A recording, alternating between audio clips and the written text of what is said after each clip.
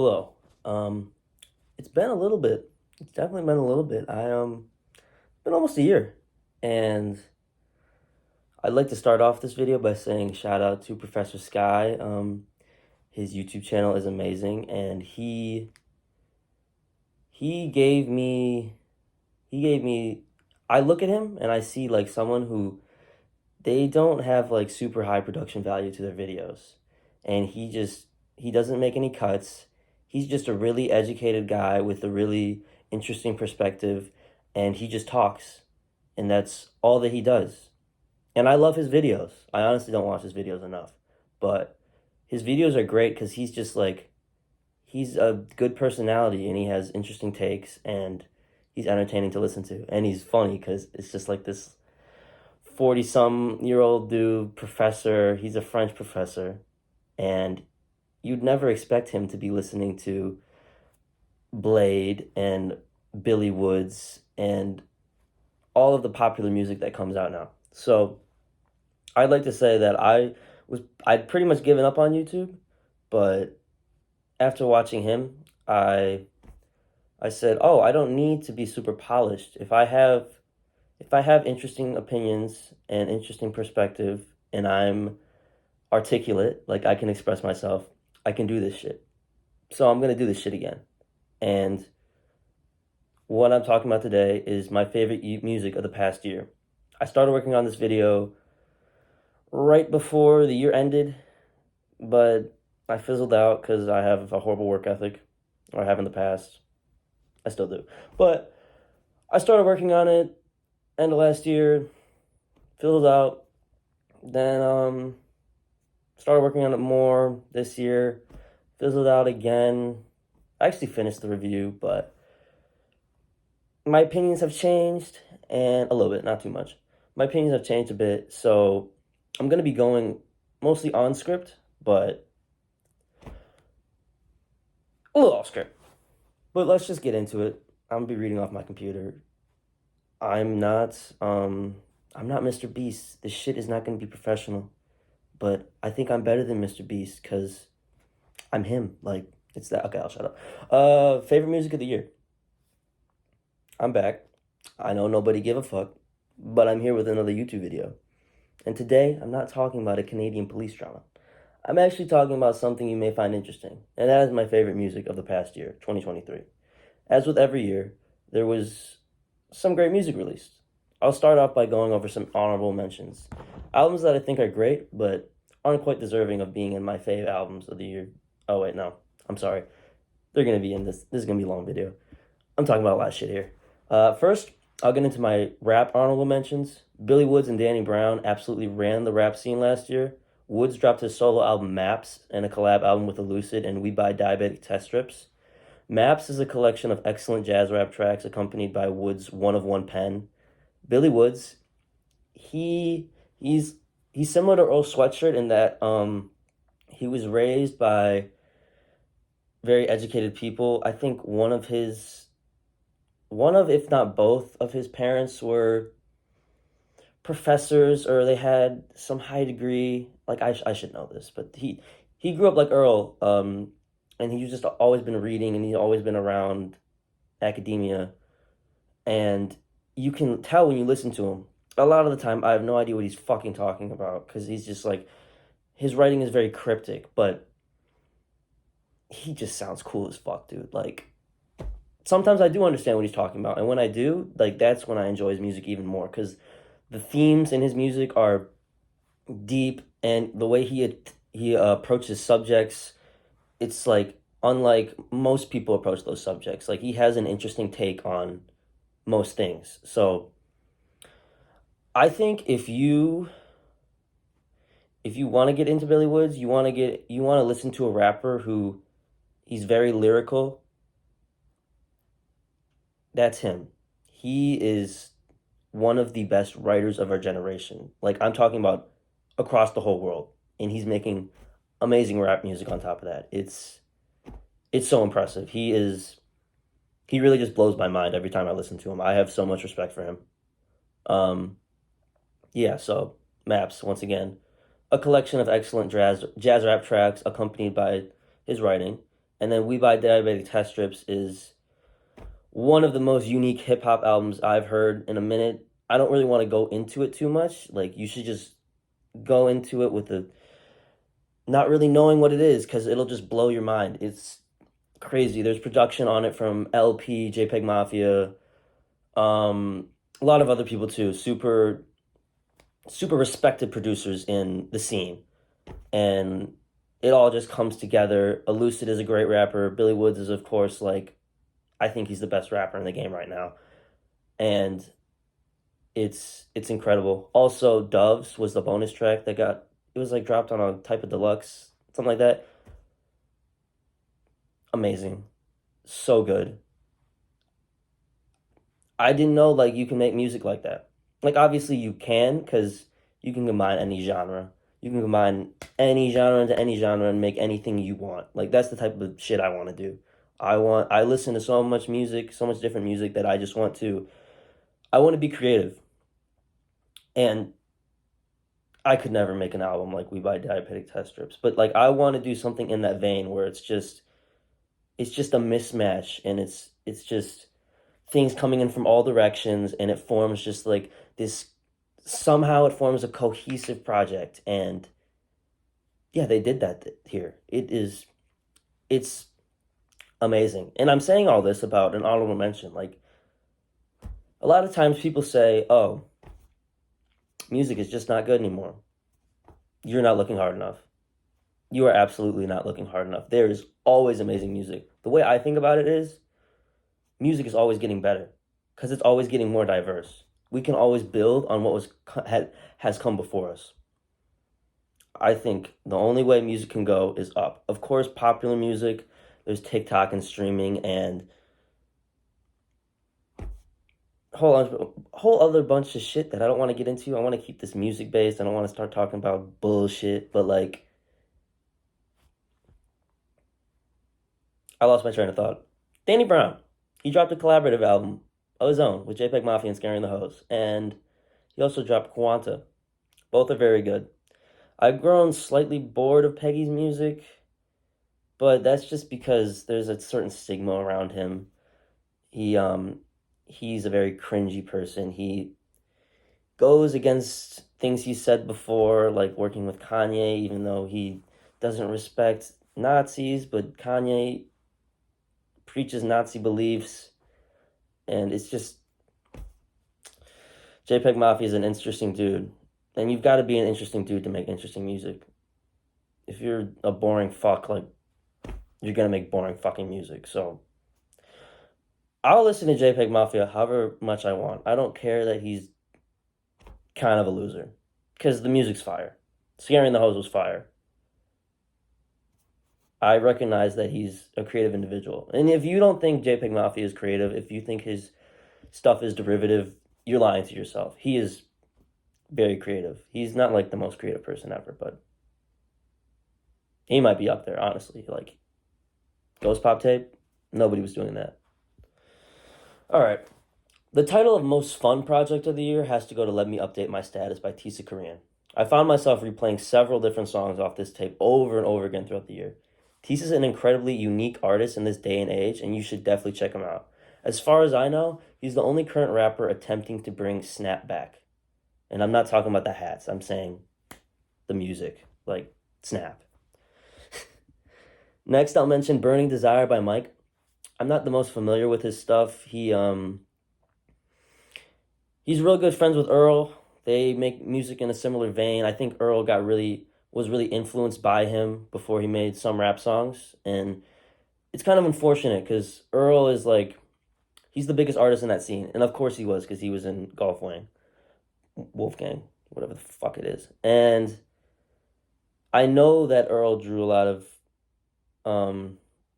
just listened to Mike's music and said, wow, I want to make music like that. And what Earl did is he made music like that, and it was great. Some Rap Songs is one of the best rap albums ever. It's just, and even though he drew off of what Mike did, it is still a super unique album. I've heard albums like Some Rap Songs, but it's still like a one-of-one project. It's Earl at his best. It is so impressive. I don't know why I'm talking about an album that released however the fuck long ago. Maybe because I love it, because I love music. Um, yeah, I can definitely say that Burning Desire is my favorite Mike project, and I'm not super into his stuff yet. I got to get into it, but Burning Desire is great. Mike's flow paired with the beat on African Sex Freak Fantasy makes for one of, if not the most fire song of the year. That song is fire. And then Earl also dropped an album last year, Voir Dire? I don't know. It features production from The Alchemist and, of course, lyricism from Earl, so it's kind of a given. Yeah, this album is good. Considering that I knew about Jack Harlow before What's Poppin', I have to mention Jackman. I think with this release, Harlow proved that he can make good music if he wants to. I think that Gang Gang Gang, it's like, okay, Harlow, he's not the most talented lyricist. We all know that. We listen to him. He's a pop rapper. He's Jack Harlow. He operates off of charisma. He operates off of his looks. But he's talented. He definitely is talented. If you've ever heard Sundown by him, I think that's just like one of the best flows paired with beats I've ever heard. I love that song. It's been one of my favorite songs for a long ass time. And he's a dude that, I mean, he's a lot like, a lot of people compare him to Drake, and honestly he's a lot like Drake because he, for a while, he was just trying to get big, and like with the album before Jackman, he was just trying to get big, and he was trying to get TikTok streams and shit, and he released garbage music. And then he comes with the Chipmunk Soul album, Jackman, and it's good. I like it a lot. I think Gang Gang Gang is introspective, and he might not have approached it in the exact right way, but he tried. And I think he did a good job. The beat is great. There's other songs like Denver. Denver's great. Jamal Murray's in the music video, so I love that. I'm a Nuggets fan. Yeah, hopped on the bandwagon right before they won the chip, so I'm just smart like that. Next, I gotta mention Dead Wavy by Dead Right. It's just some good cloud rap. If you like Lucky, you'll really like Dead Right. The beats are fire. He's got similar flows on most songs, but they're usually fire. If you like Lucky, you should check out Dead Wavy. Lastly, I'll bring up Disaster by Laserdisc 700, and I'll also mention Enjoy, the album he dropped this year. Laserdisc 700, he is one of the most unique artists in the game right now. He's so funny. When he says Zaza, my heart floods with joy. He's just such a funny dude. He's my little twine. Like, I love him. Check out Laserdisc 700. He's hard to get into because he sounds unlike anything you've ever heard, but shit's fire. Now that we have all the rap projects out of the way, I'd like to mention some albums from small artists that deserve recognition. First off, I'll highlight the indie punk album Enola Gay by Asia Minor. The opener Patio has one of the catchiest riffs I've heard all of last year. I wrote this script like last year, so the English is a little messed up. Next I'd like to mention one of my favorite rock bands out right now, Bet Cover. I'm pretty sure they're out of Japan. I'm 99% sure they're out of Japan. They released a live album, Gabio, and a studio album, Uma, last year, god damn it. Both are excellent displays of jazz rock. Next, the album Maybe in Another Life by Ripped, and that's Ripped with 2 Ds at the end. It's some really nice shoegaze. If you ever want to fall asleep, just turn on that album and it'll just drift off. Next, I'd like to mention the self-titled debut of emo slacker rocker For Spirit Sun on Your Back. When I wrote this review, I had only listened to it once, and I liked it a lot the first time I listened to it. I love slacker rock, and I love emo. So I was like, oh yeah, this is great, but I hadn't returned to it in a while. I just listened to it recently, and it's a great album. I like it a lot. So if you're into emo, slacker rock, or you just want to get into those genres, it's a good album to listen to. And finally, one of my favorite artists, What Is Your Name, released an album under one of their other projects, 2021. The album's title is Like a Paper Plane, And if I had to describe it in one word, I'd say euphoric. It's a mashup of breakbeat. It's a mashup of breakbeat and indie-tronica that epitomizes what summer feels like. Rounding out the honorable mentions are Soft Scars by Yule, Senseless Designated by Jane Remover, Heaven Knows by Pink Pantheress, This Is Why by Paramore, Grave Robbing by Leroy, aka Jane Remover, and It's So Much Brighter Over Here by Bliss33. With Soft Scars, Yule fully transitions from her ambient pop roots to rock in stellar fashion. Jane's new albums are both great, although they did not quite reach the heights of her breakout album, Frailty. Census Designated is some pretty solid shoegazy post-rock full of emotion, while Grave Robbing is another danceable Daria Carr record.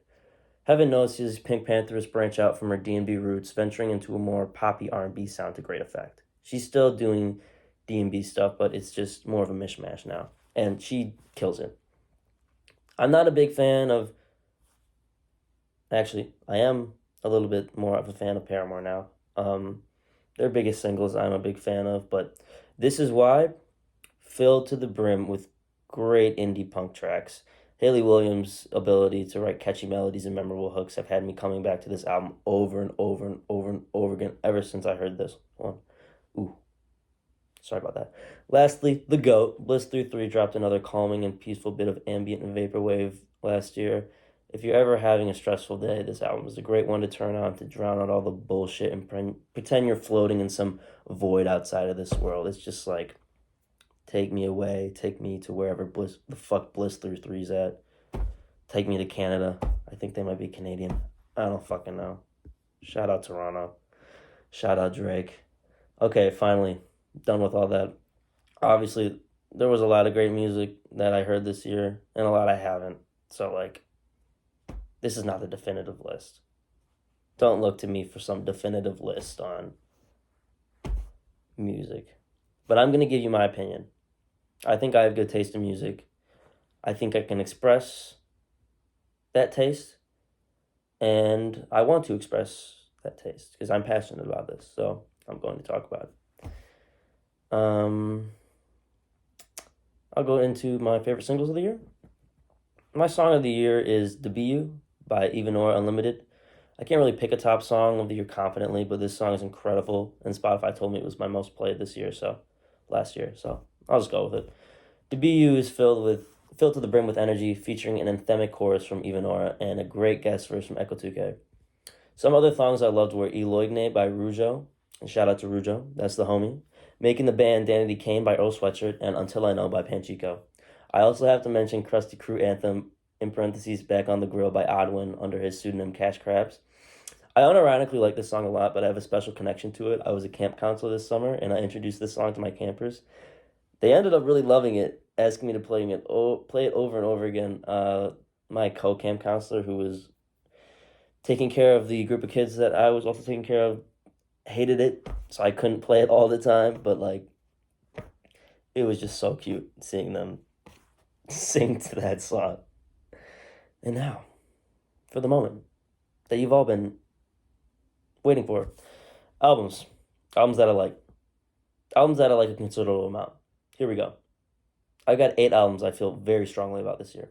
So I'll start with number 8. After the Night by Parannoul. I don't have too much to say about this one, as I honestly haven't gone back to it too much. Don't get me wrong, though. I love this album. Parannoul is a shoegaze indie rock artist who burst onto the scene with To See the Next Part of the Dream in 2021, an album which I'm quite fond of. 2023 saw him release After the Magic in January, a step down from his previous project, I think. It's still good, but it just didn't hit for me the same. It's good indie rock, but for me it just doesn't come close to the highs of his previous effort. Then in March, Parannoul released After the Night, a live album. The first 7 tracks are previously released songs from Parannoul with variations from the original material you expect from a live show. With the final track, Into the Endless Night, he released that song before, but it's an absolute masterclass of shoegaze and post-rock. It's about 46 minutes long, and it delves into noise, and it's very atmospheric, very passionate. It draws a lot of comparisons to Long Season by Fishmans because It's the closer of a live album that's 40 plus minutes long. Like, makes sense. Obviously, I prefer Long Season Live. If I can count that as my favorite song of all time, that would be my favorite song of all time, but it's 40 plus minutes long, so I'd say Sudden Death by Quelle Chris. Shout out Quelle. This track is definitely not for the fan part. There are extremely noisy sections at times, but overall, I really admire what Paranormal did here. I don't listen to it in full often because of its length, but it's always a treat when I do. Number 7, Ka by Kane and Amber. This album is an archival from one of the founding members of Duster, and considering Duster is my favorite band ever, there was a slim chance I wasn't going to enjoy this album. While there is some slowcore in here, this is more of a standard indie rock record from Amber. Ka is packed full of great melodies, which is has always been one of Duster's greatest strengths. Other songs are heavier and more texture-centric. An example of this dichotomy are the songs Create the Scene and Ghost Girls. The former is an absolute slice of bliss, while the latter is noticeably heavier, reminiscent of something off of Duster's self-titled effort. I love the overall vibe of this album, and if you love Duster, you'll have to check this one out. Number 6, Praise the Lord Who Chews But Which Does Not Consume, or simply Hot Between Worlds by Yves Tumor. Now, this is where things really get tough. The fact that this isn't in my top 5 is a testament to how great of a year 2023 was for music. I know that many people think the mainstream didn't deliver last year, but if you look hard enough, there was so much amazing material that dropped. Some of that amazing material is located right here in this album by Yves. I was addicted to this album this past summer, particularly with the song In Spite of War. Its sensational chorus was stuck in my head for a whole week straight, and that's a conservative estimate. While it is my favorite song on the album, the quality of this album is consistent in every song. God is a Circle kicks things off with a great bass line, a staple of Yves' past 2 albums. The lyric, Everyone You Loved Loves Someone Else, struck me instantly, and writing like this is all over this project. Tumor's skilled pen, paired with their unique voice and stellar rock instrumentation, make for one of the best releases of the year. I'd also like to shout out Purified by Fire, a song which features hip-hop-esque drums accompanied by a melting pot of other genres. In layman's terms, it goes hard as fuck. Alright. Originally, this was my number 4, but now I put it at 5. Olha para trás by Terraplana. Funnily enough, the only reason I've ever heard of this album is because someone DM'd me on Rate Your Music. Olhar para trás is a pretty standard shoegaze album with beautiful vocals from lead singer Stephanie Huxick. This album by no means reinvents the shoegaze wheel. Most songs follow a similar structure of building up to a loud wall of reverby guitars. But what can I say? They do it well. There's no standout track per se, but my favorite track here is Conversus with this dreamy and melodic outro. This was my second most listened to album that came out in 2023. I just couldn't get enough of it. It scratches that need for shoegaze I crave perfectly. If it was a bit more creative, I'd definitely give it a 10, but unfortunately, this album is too comfortable drawing from its predecessors rather than striving for its own innovative sound. Maybe they can one-up themselves on their next project, and even if they don't, I'm looking forward to whatever they put out next year. Number 4, Today I Laid It Down by Black Market Cart. Okay, so everything before I'd consider, on the honorable mentions, all the honorable mentions I'd consider an 8 out of 10. Then everything on this list I've said thus far, I'd consider a 9 out of 10. This is my first 10 of the year. I have 4 10s this year. Crazy. Absolutely crazy. I loved music last year. It was amazing. Okay, yeah. Number 4. Today I Laid Down by Black Market Cart. And every A in Black Market Cart is a 4. Just making sure you know that. You got it? Okay, I'll continue. Before I say anything about this album, I'd like to say rest in peace to Kai Wesner. He was only 17 years old when he took his own life, and there is nothing sadder in this world than a life cut short. Not many 17-year-olds have ever made an album as good as this. I know he had a bright future ahead of him, and I wish he could have experienced that future for himself. It's an absolutely gut-wrenching album. Everything about it is packed with emotion. I just told you the backstory. Wait, did I? Yeah, he took his own life. I wrote that, and I said that. Yeah, it's just gut wrenching, packed with emotion. Told you the backstory. And then the production, lyrics, vocals, they all paint a vivid picture of what Kai was dealing with. I think a lot of people my age would relate to this album if they listened to it. This is a very openly self produced album with a slight bedroom pop feel. The noisy instrumentals are not indicative of that genre, but bits and pieces of it fall through the cracks like the glockenspiel and piano that is used in the project. I'd say the most accessible and least sad song here is No Food, with its bittersweet opening riff. Still, a wall of sound surrounds you halfway through the track, so be ready for that if you want to give this one a try before listening to the whole album. The defining lyric of this album comes on the song Alive Always and It'll Never Be Enough. Perfect placement of this lyric, it just cuts right through the heart. That four-letter phrase just sums up all of the emotions on this project perfectly, and I don't think I have to explain why. This is the type of music I want to make myself. Obviously, I don't want to make music as sad as this. I don't think I ever could. I don't think I've ever experienced the pain that Kai Wesner experienced. But I love shoegaze and slowcore, and Kai did a really great job merging those sounds on here, along with some other genres of rock. I wish he could have seen how much people love his music in this life, and I'm hoping he knows that fact wherever he is now. Rest in peace, Kai Wesner. Gone too soon. Moving on, we've got number 3, Singles by Lil Ugly Mane. Okay, here we are, my top 3. Everything before this is what I would consider shut the fuck up, Frank. Okay. Oh, I would also like to make a note of Like a Paper Plane, because I'd consider that a 9 out of 10, but I just didn't want to give 2 artists spots on my very top of the list. So, or 1 artist, 2 spots. Yeah. Um, okay. Maybe I'm cheating a bit here with the singles comp, but it's my list, so what the fuck are you gonna do about it?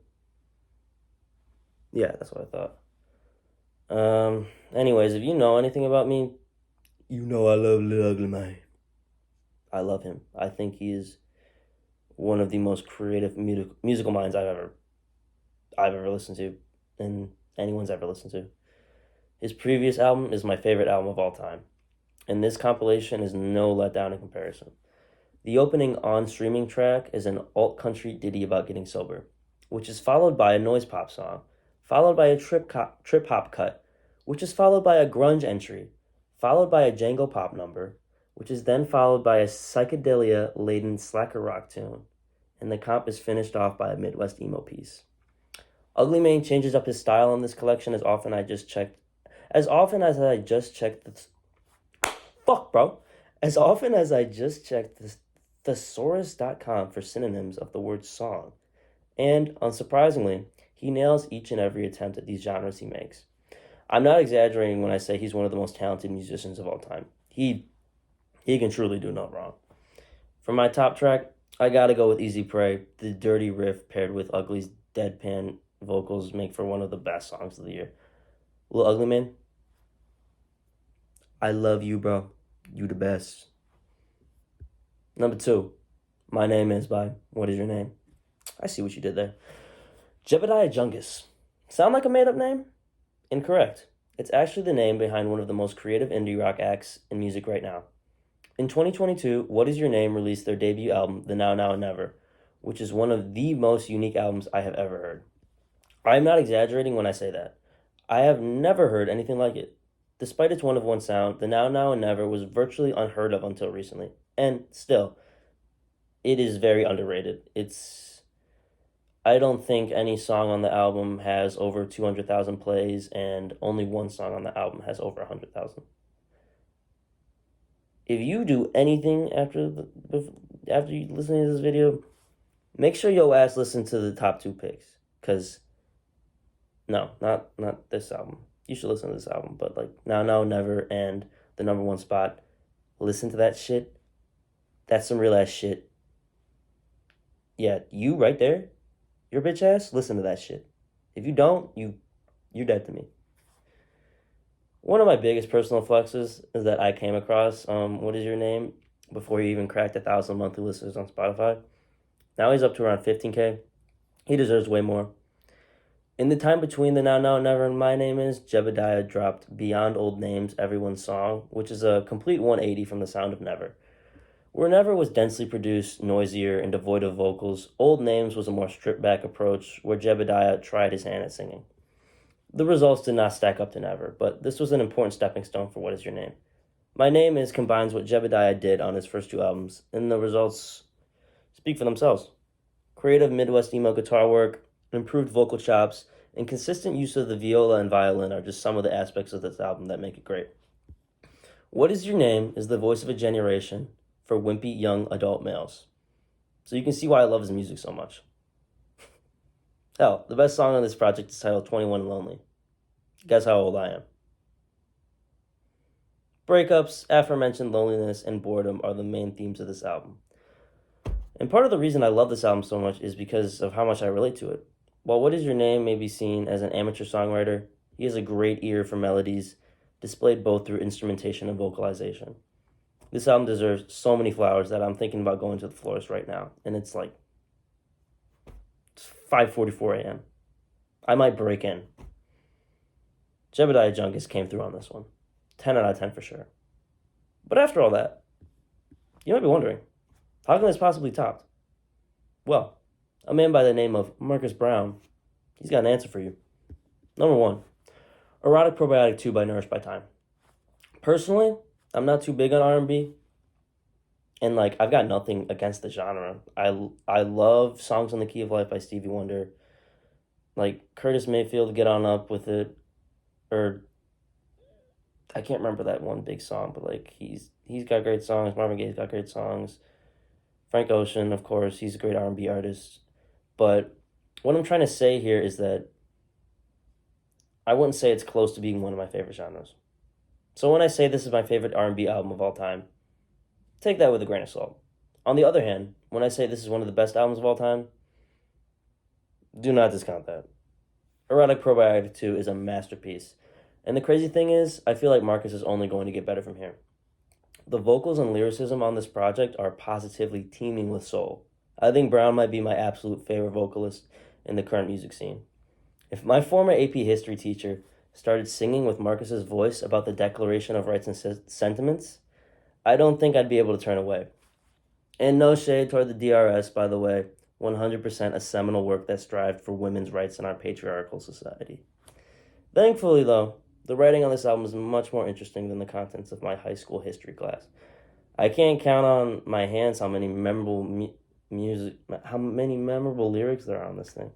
Whether it be a passionately repetitive chorus, as seen on Unbreak My Love, an inspirational message, as seen on Shed That Fear, or a witty comment about religious uncertainty, as seen on The Fields, Marcus is constantly displaying creative, impactful, and insightful writing on this album.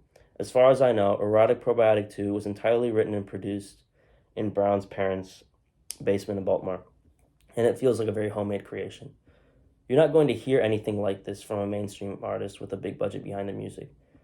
I would not say this album is raw per se, but polished would not be a completely fitting descriptor either. Erotic Probiotic 2, to me, seems like an album that was created with intense care. Marcus made do with what he had, and what he made is insanely impressive. Everything from the nostalgic synths, simple yet effective guitar work, and tangible grooves all add up to make an impeccably produced album. I couldn't get enough of this album in 2023, and I still can't get enough of it in this calendar year. There are always songs for this album on my Spotify on repeat playlist. Shit never leaves. Shed That Fear? I don't know if it's ever going to leave. Shed That Fear is the standout track. I love the message, and the chorus is infectiously catchy. I spent countless days with it stuck in my head. It would feel unfair to single out any other songs as additional standouts, as every other track on this album is phenomenal. I doubt anyone is watching at this point in the video, but if you are, listen to this shit. Nourished by Time is an artist in every sense of the word, and his art deserves all the praise in the world. Best album of the year, for sure. And I'm almost up to 35 minutes, so that's kind of crazy. 35 minutes? Who the fuck wants to watch 35 minutes of me talking? I would, but that's because I'm a narcissist. That was a joke. Shout out Gucci Mane. And peace.